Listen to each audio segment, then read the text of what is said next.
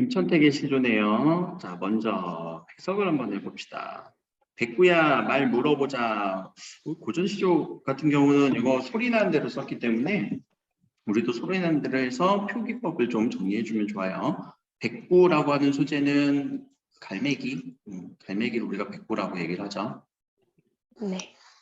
그러면 자, 갈매기한테 물어보자, 말 물어보는 거예요. 백구야, 물어보자. 놀라지 말아스라. 아, 내가 아까 요거 하나 얘기해 줘야 되겠다. 시조는, 잠깐만요. 다시 한번. 시조 같은 경우가 시조의 형식 평시조예요. 3장 6구 45자 내외로 쓰였는데 혹시 요 6구가 어디를 의미하는지 알아? 3장은 우리가 초장, 중장, 종장일 거고 6구. 네. 그러면 요 시조를 읽을 때는 9단위로 읽어주면 좋아요. 백구야 말 물어보자. 놀라지 말아스랴. 영순구지를 어디 버렸더니 날더러 자세히 일러든 내와 개가 놀리라 라고 하는 이렇게 9단위로 읽어주는 게 시조가 더 읽히는 느낌일 거예요. 여기도 다시 한번 보면은 수양산을 바라보 이제를 한탄해 굶어 죽어진들 고사리는 못 캐겠어. 비록 푸세의 것인들 그 누구의 땅에 낫겠느냐. 아이고 내일이야 그리워할 줄 모르겠느냐. 있어라고 했다면 가겠느냐 구태여. 보내고 그리는 정은 나도 몰라 하노라 라고 해서 항상 9단위로 끊어서 읽어준다라고 생각을 하시고요. 자, 백구야 말을 물어보자. 놀라지 말아스라. 놀라지 말아라. 놀라지 말라스라. 말려무나 뭐 놀라지 말아라. 명부승지라고 하는 건요. 명승지를 의미해요. 명승지 아주 좋은 명승지를 의미하는 거고요. 경치가 좋은 곳. 어디 자, 이 부분이 가렸더니 라고 하는 거는 벌려져 있다. 근데 이 벌려져 있다라는 거는 우리가 넓게 이렇게 펼쳐놓는 거를 벌려 있다라고 얘기를 하죠. 그래서 어디 널려 있느냐, 벌려 있니, 널려 있니라고 해석하면 돼요. 어디 널려 있느냐, 그러니까 어디 있느냐. 명승지 경치가 좋은 곳은 어디 있느냐. 날달어라고 하는 이 부분은요, 나더러는요, 나에게, 지금 현재는 나에게 자세히 니르다, 이르다라는 것은 말하다. 말하거든, 말을 거든, 말하면, 말해주면, 내와 내는 너죠. 걔는 거기에 놀리라, 놀 거야 라고 얘기를 하네요. 그리고 해석은 뭐 대부분의 단어는 해석이 될 거고 버렸다라는 단어 정도만 해석해 주면 될 것 같아요. 그렇죠? 네. 자, 그러면은 얘를 이제 한번 봅시다. 이 백구라고 하는 소재는 혹시 이것도 보이나? 주격조사? 주격조사죠. 주격조사 백구 뒤에 요 글자는 주격조사예요. 네. 백구야라고 혹격조사의 야를 부르면서 백구 갈매기를 불렀네. 자, 누군가를 부른다라는 것 때문에 도노법이라고 볼 수도 있어요. 도노법은 누군가를 부르는 거. 그런데 이 백구는 내 말을 물어보자라고 했으니까 내 말을 듣는 존재네. 어떻게 갈매기가 내 말을 들어? 그래서 의인법. 근데 백구야라고 누군가에게 대화하는 느낌이니까 대화책까지. 그래서 항상 이렇게 동물이라든가 자연물을 누군가 부를 때 이렇게 세 가지 패턴의 표현법이 함께 다녀요. 함께. 세 가지 표현법이 거의 같이 다닌다라고 생각하시면 되고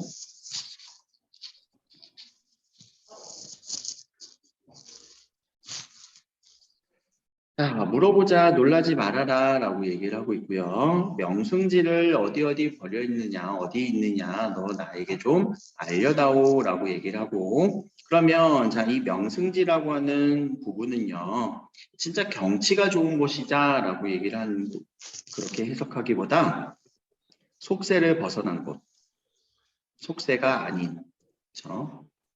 혹은 자연의 공간 이라고 하는 느낌을 더 잡아주시면 돼요. 자, 그러면 이 자연의 공간이라고 하는 거는 속세와 대비되는 공간으로서 이런 양반들이 주로 추구했던 강호 한정이라고 하는 표현으로 많이 이어지거든요. 그래서 이 시도 강호 한정가의 대표적인 노래인데, 강호라는 거는 자연, 우리 자연으로 해석을 하죠. 강호회라고 할 때. 한정이라는 단어는 리밋 느낌 아니야. 한가로운 정서. 그것을 한정이라고 표현을 합니다. 그래서 이런 자연의 공간에 가서 한가로운 정서를 노래한다. 이런 것들이 또 시조의 대표적인 소재예요. 그래서 저 같은 경우는 자연이 좋아 라고 이렇게 표현을 하거든요. 그러니까 자연을 좋아해요. 양반들의 소재들을 보면은 이 시조의 주로 주제의식은요. 첫 번째 인의예지 충효신,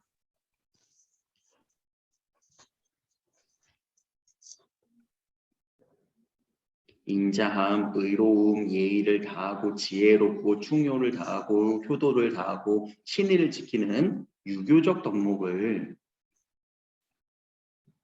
강조하는 그런 시조가 많아요. 그래서 이 첫 번째가 충성을 다하는 성산문의 시조였죠.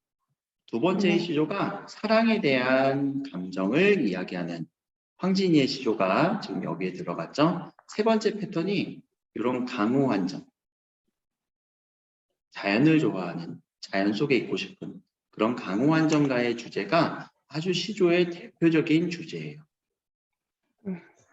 근데 요거는 이제 양반들의 시세계에서 그래요.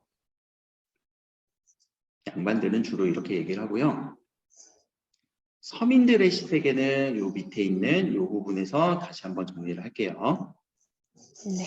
그러니까 요 얘기는 이제 강호한정가로서 자연이 좋아, 자연 속에 있고 싶어. 이 명승지는 경치가 좋은 곳이지만 자연의 공간으로서 이 사람이 가고 싶은 지향점이라고도 봐도 되겠네. 그렇죠? 네.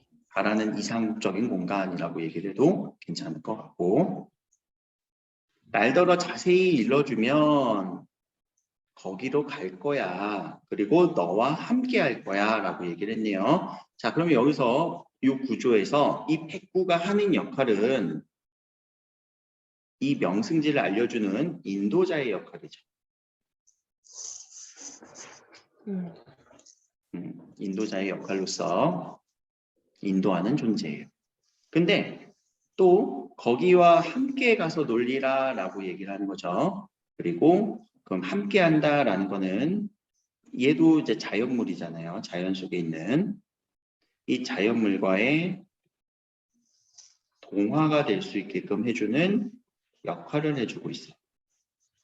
동화 같아진다. 자연 속에서 즐긴다. 자연과 동화되는. 강호한정가는요. 그냥 한가로운 정서만 얘기하는 게 아니라 결국 자연과 동화되는 그런 감정.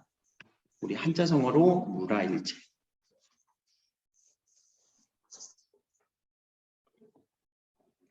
혹은 유유자적. 이런 감정들이에요. 물아일체는 말 그대로 세상과 내가 하나가 되는 거예요.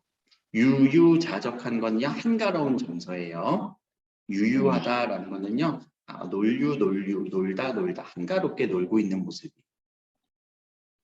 그래서 이런 부분들이 자연 친화다라고도 표현을 하기도 해요.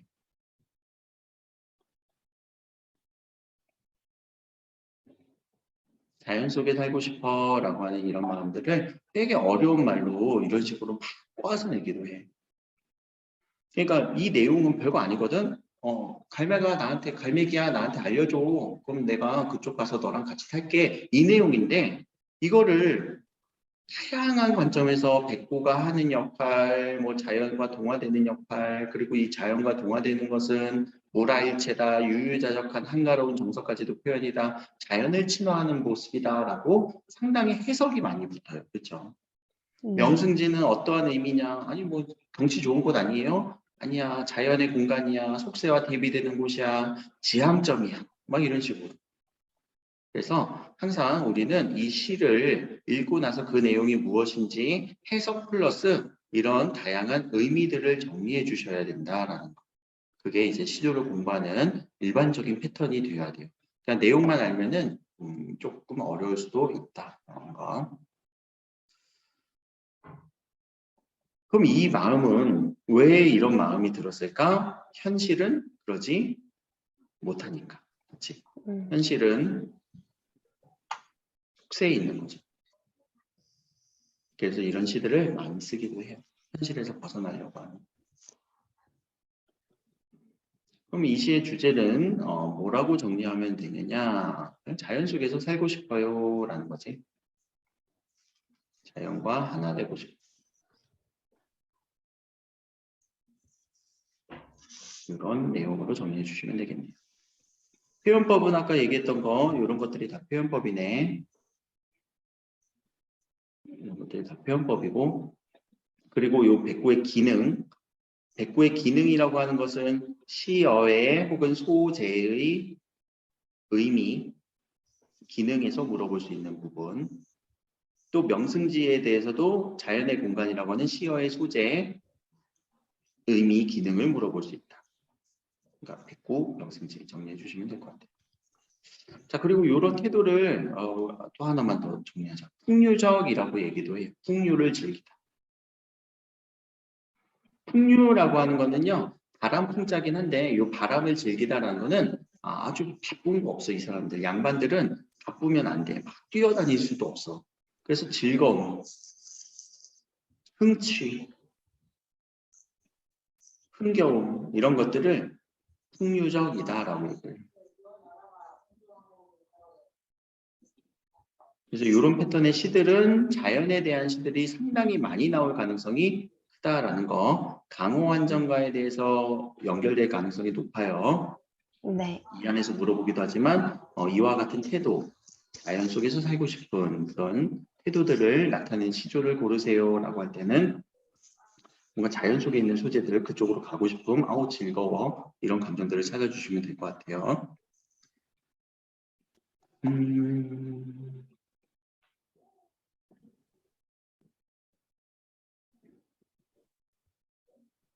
요 인도자의 역할이라고 해서 우리 교과서에서 하나 강조하는 게 인도자의 역할이 주의 역할이에요. 주된 역할이고 그래서 화자는 자연 속으로 초대되는 객의 존재다라고 얘기를 해요.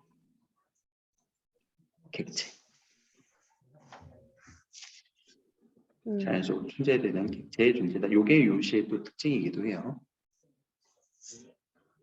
그러니까 요 주는 자연이고 화자는 초대되는 객체. 자, 밑으로 갑시다. 이제 작점 이상의 창내고자, 이내가 쓰면 창내고자를 좀 배울게요. 요거는 이제 사설시조라서 좀 형식이 다르죠. 사설시조는 요 중장이 상당히 길어지고 있어요.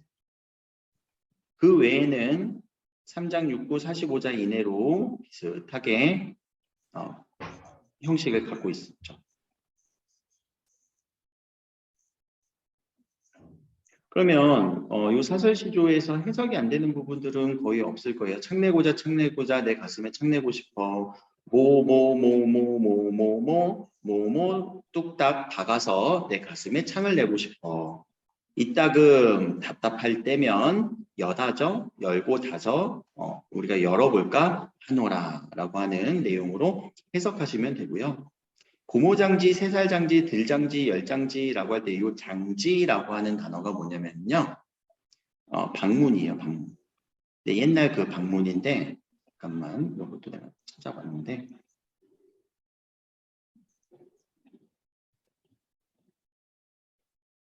우리 옛날에 썼던 이런 문들 있지? 이런 문을 네. 장지문이라고 얘기를 해요. 여기 이제 창호지라던가 한지 발라서 쓰는 거.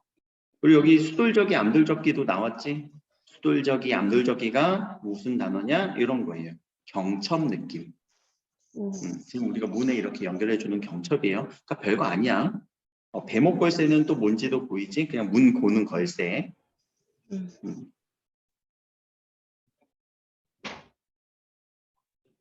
고무장지 같은 경우는요, 그냥 이렇게 생긴 문이에요. 이렇게 생긴 문.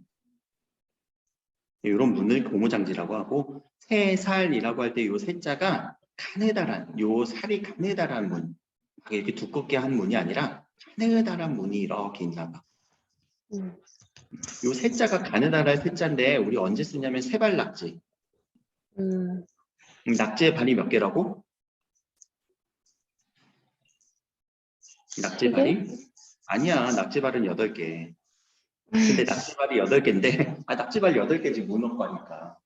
근데 발이 다 가느다라. 가는 발을 가는 낙지. 그래서 우리 그 낙지 호롱구이라고 하니? 먹는 얘기하니까 진짜 신나고. 그 낙지를 이렇게 껴갖고 낙지 이렇게 껴갖고 다리 이렇게 말아갖고 여기다 양념 이렇게 칠해서 먹는 거. 구워서 먹는 거. 낙지 호롱구이거든. 근데 여기에 쓰는 낙지들의 다리들이 가늘어요. 그래서 세발 낙지로 만들어요. 그 정도. 그럼 세자가 무슨 단어인지는 이해되셨죠? 자, 들장지는요, 문을 들면서 여는 거. 열장지는요, 왼쪽으로 오른쪽으로 이렇게 밀면서 여는 거. 그러니까 이거는 문이 이런 식으로 이렇게 열리는 거야. 이렇게 쭉 밀어 올리면서 여는 거. 열장지는 지금 우리 문처럼. 암돌저기, 수돌저기는 뭔지 알았고, 배목걸쇠, 장돌이라는 거는 망치를 의미하는 겁니다. 그걸로 뚝딱 박아서 내 가슴에 창을 내고 싶대요. 그리고 답답할 때 여다져 보노라 하노라라고 얘기를 하네요. 자, 그러면 여기서 주제부터 한번 잡고 가자. 이거 주제는 뭘까? 이 화자의 어떤 심정? 답답한 심정. 답답함.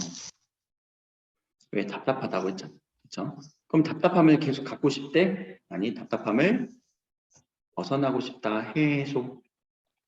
해소하고 싶음. 라고 하는 게 주제가 되겠죠. 네. 자, 근데 가슴 속에 창을 낼 수 있나? 사람의 마음에 그렇게 창을 낼 수 있나? 이상하지. 아이언맨처럼 누구 걷는 것도 아니고. 그래서 아주 기발한 발상이 하나의 특징이 되겠네요. 옛날 사람들이 할 수 있는 거에 한해서는 상당히 기발한 발상이었어요.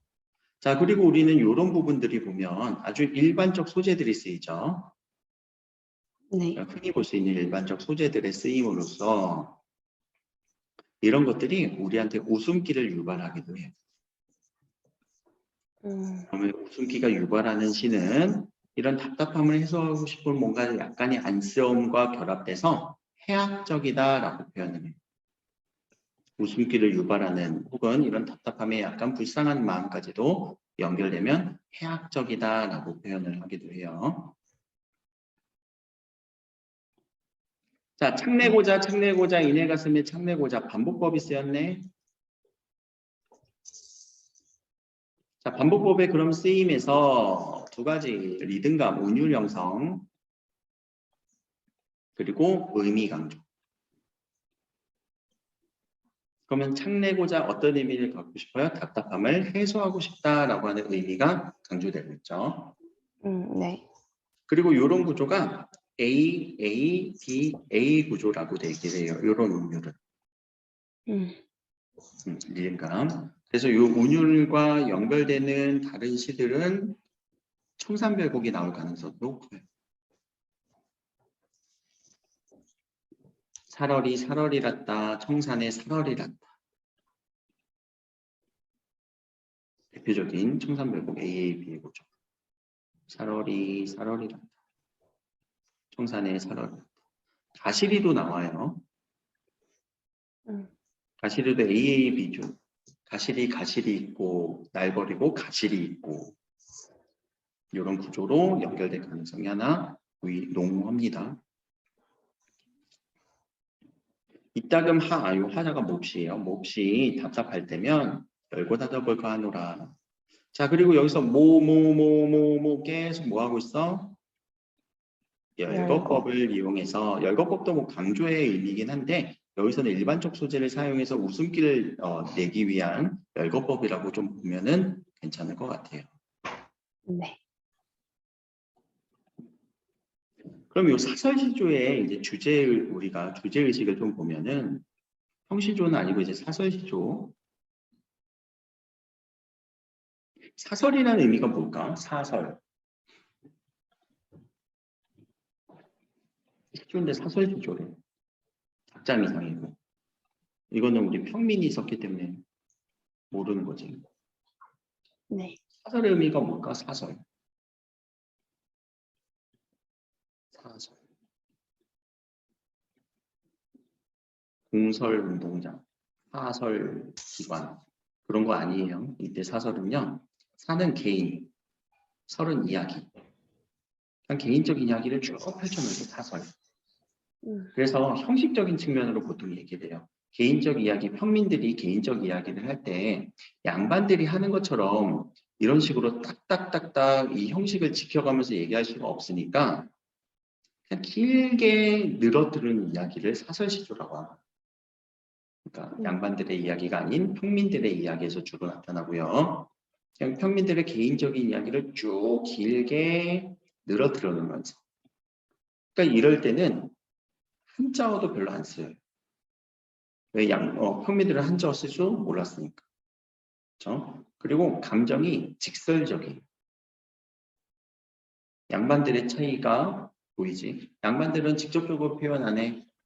애기와 축제를 난 한탄해. 도대체 무슨 마음이야? 자기가 지조가 높다라는 걸 돌려서 얘기하고 있지. 근데 네. 이 사설시조는 보면은 나 답답해. 직접적으로 얘기하네. 직접 지적하고 있네. 그래서 열고 싶어. 라고 하는 이런 직설적 의미가 많이 쓰여요. 그리고 사설시조는 자신의 감정을 솔직하게 노래했다라는 것도 있고요. 사회에 대해서 비판적인 의미도 많이 쓰이기도 해요. 사회에 대한 비판적인 의미. 혹시 그 두꺼비 두엄 위에 앉아라는 시조도 공부했나? 네. 두꺼비 두엄 위에 앉아 폴짝 뛰어서 뭐 저쪽에 있는 갈매기 아니라 송골매를 보고 가슴이 끔찍하여 떨어졌다. 그것도 사설시조잖아. 그런 사설시조의 사회 비판적인 요소 부분도 있다라는 거. 그래서 여기 사설시조가 한편 나오면은 형시조와 사설시조의 형식적인 차이 있죠. 혹은 주제적인 차이. 이거는 다른 외부시가 아니더라도 우리 작품 내에서도 지금 비교 대조가 되니까 가와 가로 형시조 이렇게 묶어주고 사설시조 라로 묶어준 다음에 이 둘의 차이점을 비교 대조하는 문제가 나올 수도 있다라는 거. 그리고 이거는 작가층도 다르죠. 네. 그래서 그렇게 정리해 주시면은 시조에 대한 문제는 일단 기본적인 개념은 이 정도예요. 자, 뒤로 가서 이제 공무더하가와 흥저가는 오늘 요거를 다 하기보다 한번 읽어보기만 하고 끝낼 거예요. 근데 요 내용 뭐 별거 없거든.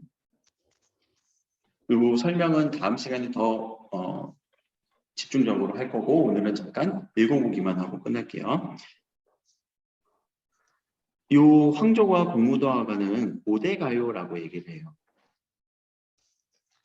고대는 중세 이전, 아주 옛날이다 보니까 우리 한글이 없던 시절, 그리고 한자도 유입되기 전이에요. 한자 유입 전에 이미 우리 민족은 고대 가요로서 이 감정을 노래했어. 감정을 노래한다는 것은 입에서 입으로 전달되다가 한자가 유입이 되고 나니까 이제 한자로 한역을 해서 기록을 하게 돼요. 그러니까 우리의 노래가 먼저였고요. 한자로 기록하게 되고 나중에 우리 이렇게 한글로 또 번역하게 되죠. 그래서 한자로 기록했다라고를 우리가 한역했다라고 표현을 해요. 한역했다, 한자로 번역한 거예요. 누구의 말을? 우리의 말.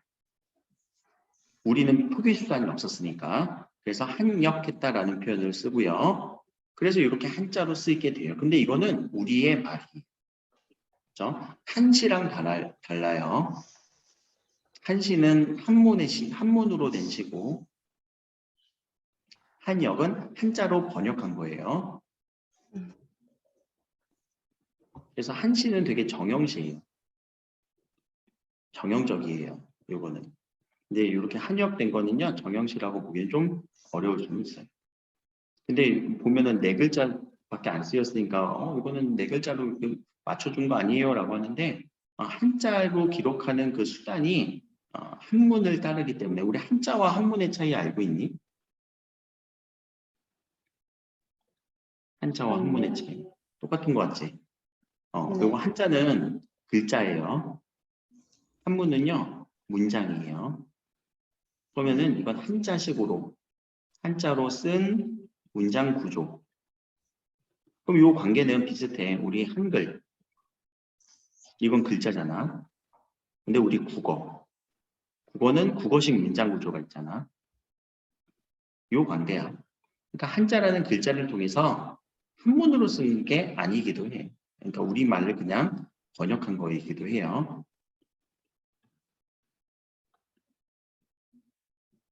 그래서 요 한문이 먼저다라고 한문으로 창작한 거 아니에요, 절대. 한자로 창작한 게 아니라 우리말을 한자를 가지고 번역을 이렇게 한 거고 나중에 우리가 이걸 가지고 이렇게 해석을 해보니까 이런 의미다. 자, 공무도와 님이여 물을 건너지 마세요. 이 공자가 님이라는 의미. 물을 건너지 마세요. 물 이게 하고요. 건너지 마우 무도. 근데 우리는 공무도라고 얘기를 하죠. 순서로 보면은 이게 한문식 순서 어순이 있네. 한문의 어순이고요. 근데 이거는 우리 국어 어순. 그래서 우리 그냥 우리 국어 어순을 따라서 공무도하가라고 우리는 해석을 하죠. 물을 건너지 마세요. 공무도하. 하자가 물 하자예요. 공은 기었고 경자가 경계를 넘어가다, 건너다라는 게 경자고요. 물을 건너네요. 타하이사 물에 빠졌습니다. 그래서 죽었습니다. 물에 빠져서 돌아가시니. 당내 공하 아이고 어찌알고 어떻게 이게 하자가 어찌하자. 자, 님을 어떻게 할꼬 라고 하면서 한탄하고 있네. 아이고 님의 죽음을 의미하고 있고요. 이 정도만 한번 읽어주고 이거에 대한 자세한 해석은 다음 시간에 할게요. 자, 밑에도 황조가인데 황조라고 하는 누런 황자가 누럴 황자고요. 조자가 새예요.